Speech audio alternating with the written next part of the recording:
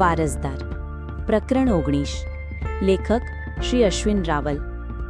મંથનની વાત સાંભળીને શિલ્પાએ પોતાનો મોબાઈલ નંબર મંથનને આપ્યો। એક બીજી વાત પણ તમને હું કહી દઉં શિલ્પા, કે જે પાત્રની હું વાત કરું છું એ પાત્ર તમારા માટે એકદમ યોગ્ય છે। તમારી સાથે જે બન્યું છે એ જોતાં તમારે થોડુંક સમાધાન તો કરવું જ પડશે। છોકરો તમારાથી 3 વર્ષ મોટો એટલે કે 29 વર્ષનો છે અને વાઈફને કોઈ લફરું હતું એટલે લગ્ન પછીના 1 જ વર્ષમાં એના ડિવોર્સ થઈ ચૂક્યા છે। તમે એની સાથે સુખી થશો એની મારી ગેરંટી, મંથન બોલ્યો। સારું પાત્ર મળતું હોય તો મને કોઈ જ પ્રોબ્લેમ નથી। 3 વર્ષનો તફાવત કંઈ મોટો ના ગણાય। તમે આટલું બધું કહો છો તો હું તૈયાર છું, શિલ્પા બોલી। હું તમને ફોન કરીને જ્યાં બોલાવું ત્યાં આવી જજો। એકવાર તમે બંને મીટિંગ કરી લો। હમણાં તમે ઘરમાં કોઈને વાત ના કરશો, મંથન બોલ્યો અને ઊભો થયો। આપણે અમે નીચે જઈએ, હું જવાબ આપી દઈશ, તમે ચિંતા ન કરો, મંથને કહ્યું અને એ નીચે ઉતરી ગયો। પાછળ પાછળ શિલ્પા પણ નીચે ઉતરી। નીચે બેઠેલા સૌ મંથન અને શિલ્પાની સામે તાકી રહ્યા હતા અને બંનેનો શું જવાબ હશે તે વાંચવા પ્રયત્ન કરી રહ્યા હતા। વાતચીત થઈ ગઈ બરાબર? બોલ હવે, તારું શું કહેવું છે? શિલ્પા જેવી ડાઈ છોકરી તને બીજી કોઈ નહીં મળે, સવિતા માસીએ શરૂઆત કરી। અને મંથનભાઈ, તમારા મનમાં બીજું કોઈ પણ હોય તો તમે બધાની હાજરીમાં પૂછી શકો છો। આખી જિંદગીનો સવાલ છે એટલે તમારા મનમાં કોઈ શંકા રહેવી જોઈએ નહીં, માણેકલાલ બોલ્યા। મારે શિલ્પા સાથે બધી જ ચર્ચા થઈ ગઈ છે, મારા મનમાં કોઈ જ શંકા નથી। મને થોડા દિવસનો સમય આપો। મેં 2 દિવસ પહેલાં બીજી પણ એક છોકરી જોઈ છે। મારો એક મિત્ર પણ આ વીકમાં એક છોકરી સાથે મીટિંગ ગોઠવવાનો છે। હમણાં જ અંકલે કહ્યું એમ આખી જિંદગીનો સવાલ છે એટલે આવી બાબતોમાં ઉતાવળે નિર્ણય ના લેવાય, મંથન બોલ્યો। મંથનનો આ જવાબ સાંભળીને સવિતા માસીનું મોં પડી ગયું। એમને 2 લાખની આશા ઉપર પાણી ફરી વળતું દેખાયું। માણેકલાલ પણ થોડા નિરાશ થયા, જો કે મંથનના જવાબથી શિલ્પા ખુશ હતી। ચાલો હું જાઉં માસી, 8-10 દિવસમાં જ મારો જવાબ તમને આપી દઈશ, મંથન બોલ્યો। અરે એમ થોડું જવાય, આઈસ્ક્રીમ મંગાવેલો છે।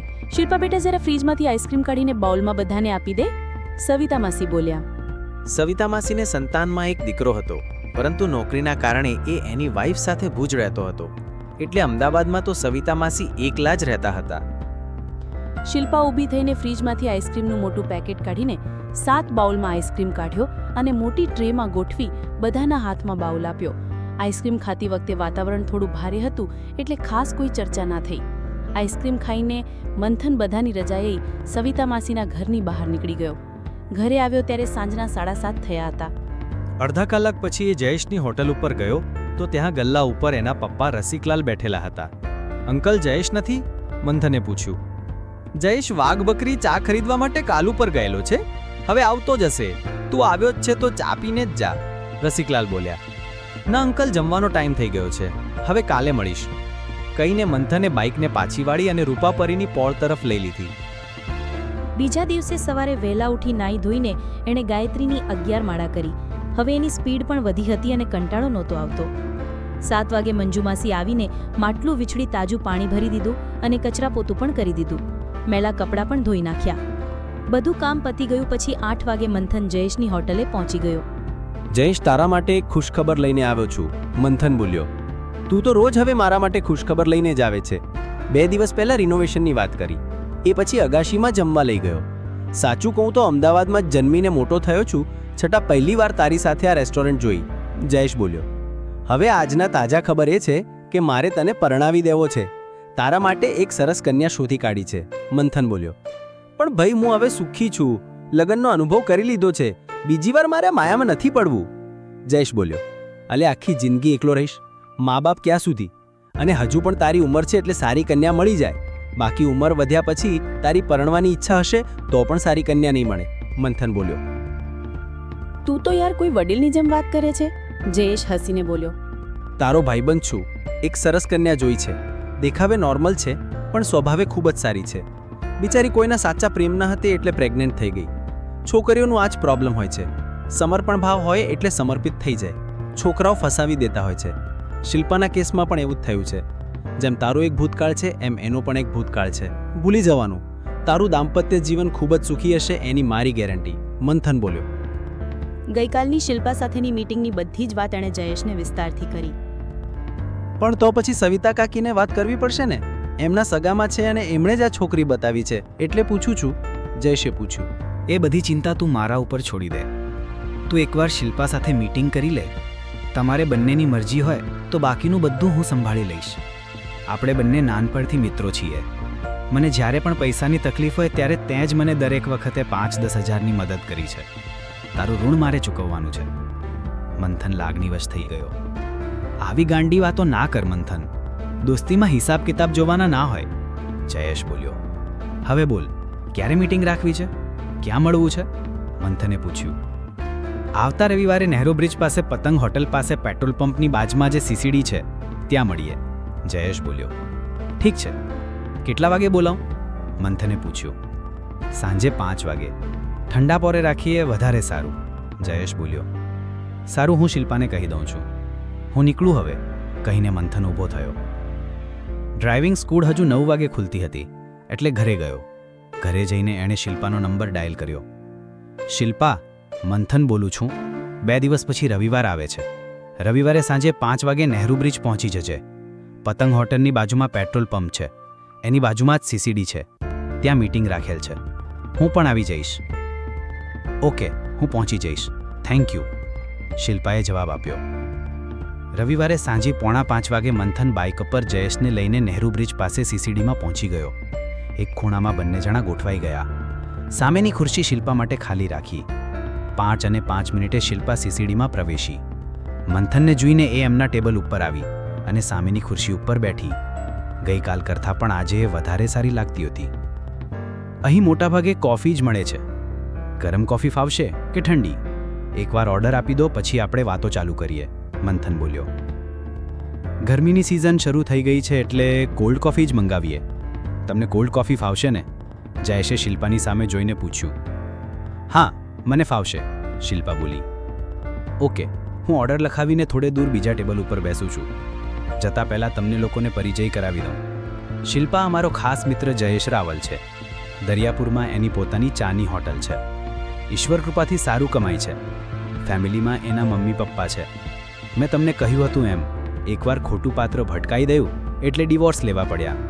મંથને શિલ્પા સામે જોઈને બોલ્યો. અને જયેશ, આ શિલ્પા ભટ્ટ છે. મણિનગરમાં રહે છે. ગ્રેજ્યુએટ થયેલી છે. કોઈના પ્રેમમાં પડીને ફસાઈ ગઈ અને પેલાના કહેવાથી એકવાર ગર્ભપાત કરાવવો પડેલો. બાકી મને એનો નેચર ખૂબ જ સારો લાગ્યો છે. તમે લોકો વાતો કરો અને વાતો પતે એટલે મને ઈશારો કરી દેજો. મંથન હવે જયેશ સામે જોઈને બોલ્યો. મંથનભાઈને તમારા માટે ખૂબ જ લાગણી દેખાય છે. બાકી આ જગતમાં કોઈ કોઈના માટે વિચારતું નથી. મંથનના ગયા પછી શિલ્પા બોલી. લાખ રૂપિયાનો માણસ છે. સિવિલ એન્જિનિયર થયેલો છે. છતાં હમણાં સુધી નોકરી માટે ખૂબ જ સંઘર્ષ કરતો હતો. અચાનક જ એને 2 લાખના પગારની સારી નોકરી મળી ગઈ એટલે પોળમાં એની ઇજ્જત વધી ગઈ. બાકી તો કોઈ એને બોલાવતું પણ નહોતું. આજ સુધી એણે લોકોની સેવા જ કરી છે. જયેશ બોલ્યો. તમારે મને કંઈ પણ પૂછવું હોય તો પૂછી શકો છો. જે સત્ય હકીકત છે એ મેં ગઈકાલે જ એમને કહી દીધી છે. મારી સાથે બહુ જ મોટો વિશ્વાસઘાત થયો છે, શિલ્પા બોલી. મને મંથને બધી વાત કરી છે અને એ બાબતમાં મને કોઈ પ્રોબ્લેમ નથી. ભૂતકાળને ભૂલી જવામાં હું માનું છું. મારા માટે તો તમે વર્જિન જ છો. 3 વર્ષ પહેલાં મારા લગ્ન થઈ ગયેલા. એ કોઈના પ્રેમમાં હતી છતાં એના મા બાપે અમારાથી બધું છાનું રાખ્યું. લગ્ન પછી પણ છાનામાના કોઈને મેસેજ કર્યા કરતી. મારામાં એને કોઈ જ રસ ન હતો. મેં ડિવોર્સની વાત કરી તો એ તરત તૈયાર થઈ ગઈ. છેવટે ડિવોર્સ લઈ લીધા. બીજી વાર લગ્ન કરવાની ઈચ્છા જ મારી પરવારી હતી.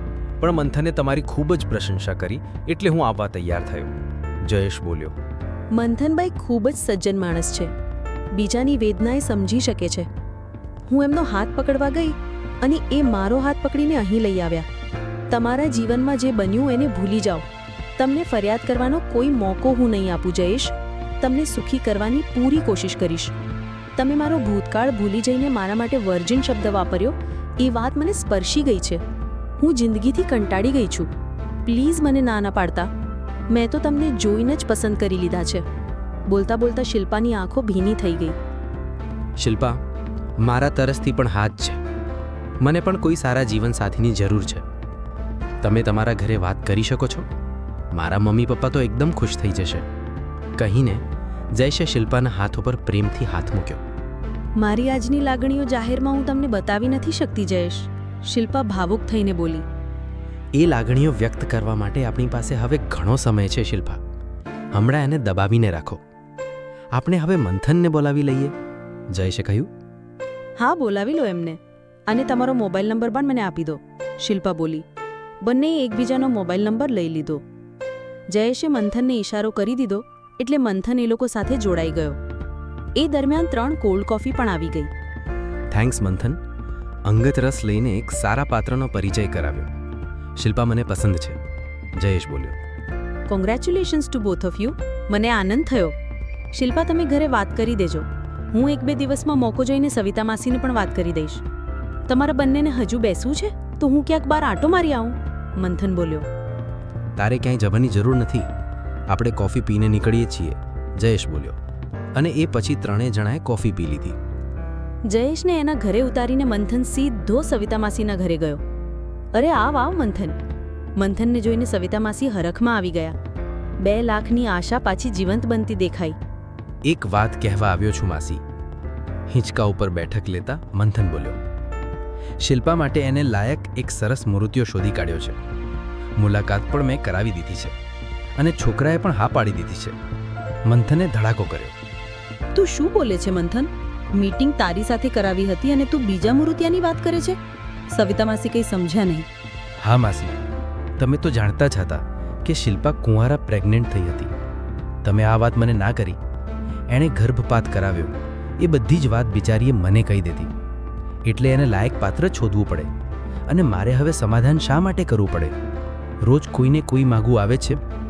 મંથને એવી વાત કરી કે સવિતા માસીને બોલવા જેવું જ ના રહ્યું. માસી, તમારે તો 2 લાખથી મતલબ છે ને? એ તમારે લઈ લેવાના.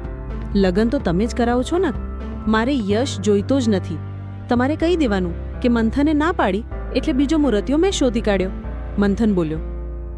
2 લાખની વાત ખુલ્લી પડી ગઈ એટલે સવિતા માસી છોભીલા પડી ગયા. એ મંથનને કોઈ જવાબ આપી ન શક્યા. એમને શિલ્પા ઉપર ગુસ્સો પણ આવ્યો. ચિંતા કરવાની જરૂર નથી. મૂર્તિઓ તમારો જાણીતો જ છે. શિલ્પાના જીવનમાં જે ઘટના બની છે એ જાણ્યા પછી બીજો કોઈ એની સાથે લગ્ન ના કરે. રસિકલાલનો જયેશ શિલ્પાને પરણવા તૈયાર થઈ ગયો છે. હે? આપણું ચાની હોટલવાળું જયેશ? સવિતા માસીએ આશ્ચર્યથી પૂછ્યું. હા, એ જ જયેશ. હવે તો ખુશ ને માસી? તે ક્યાં હવે બોલવા જેવું રાખ્યું છે? બંને એકબીજાને પસંદ કરતા હોય તો મને શું વાંધો હોય? છોકરી બિચારી ઠેકાણે પડશે, સવિતા માસી બોલ્યા. હા, અને છોકરીવાળા તરફથી તમને 2 લાખ પણ મળી જશે. મંથને ફરી ચાપકો માર્યો.